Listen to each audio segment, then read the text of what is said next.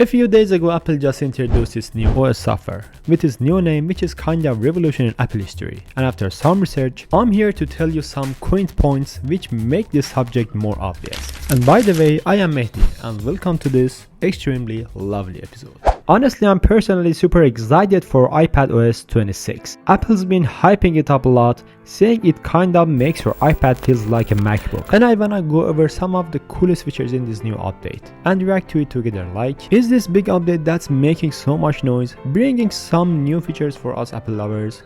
Let's see.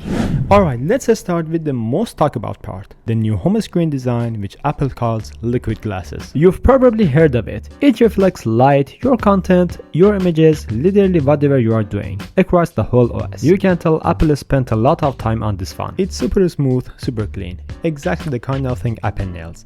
And it just feels really good when you use it. There are also some cool changes on the lock screen. It looks really nice and gives off a super fresh vibe. One of my friends said something interesting. When you're using this new design, it's almost like putting on glasses, like you are seeing everything inside your iPad or iPhone in a whole new way. And honestly, it does kind of feel like that. When you're watching from outside, it really gives off macOS vibe. The new visuals kind of surrounded you, and the whole experience feels different. I also noticed that text and icons look a bit bigger now. So when you use it for the first time, the size of everything is the first thing that pops. And really, it's fine, kind of big, not clunky, just noticeable in a cool way. Now let's get into one of the most interesting parts, multitasking on iPad. It's been seriously upgraded. Like if you are someone who wants your iPad feel more like a Mac, this part gonna definitely make you happy. You can open apps normally, and from the top right corner, just drag and drop them around however you like. It's super flexible now, you are totally in control. You can leave multiple apps open at the same time and work on a bunch of things all together without any crashing or getting annoying. And just like on MacBooks, up on the top left, you get those three little buttons for controlling your windows, closing, minimizing, or making them full screen. Plus, if you want, you can just tap your iPad screen once and all your apps organize themselves side by side in a super clean way. It makes you way faster at getting stuff down. And again, it feels really closely to using macOS. But there are also some iPad only features that are honestly pretty dope. Like for example, if you grab the top of an app window and toss it left or right, it automatically snaps into place and organizes itself. It just feels super smooth. And you can dynamically customize these windows however you want, which is honestly sick. Of course, if you are not feeling the stage manager, you can totally turn it off, no pressure.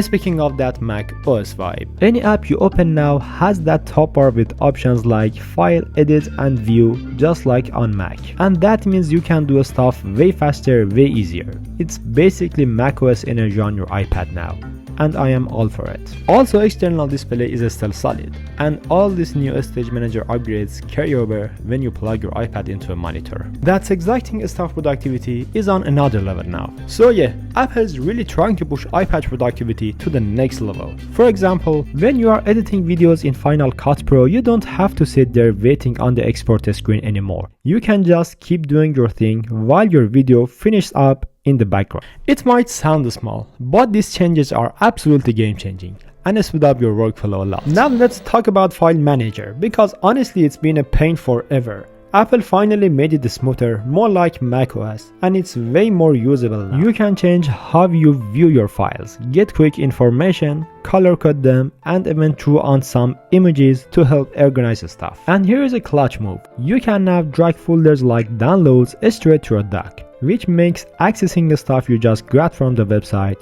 super fast. Honestly, that downloads folder edition, way overdue, but I'm glad it's here. Now there was one new app that Apple dropped for iPad, and that was kind of unexpected, but I love it. They basically brought Preview app from Mac over to iPad. Now you can do stuff like markup documents, preview photos or videos, even edit PDFs and add text to anything, all from one spot. It's super handy, fast, and it's already something I'm using a lot. Oh, and they finally added the phone app to iPad, like for real.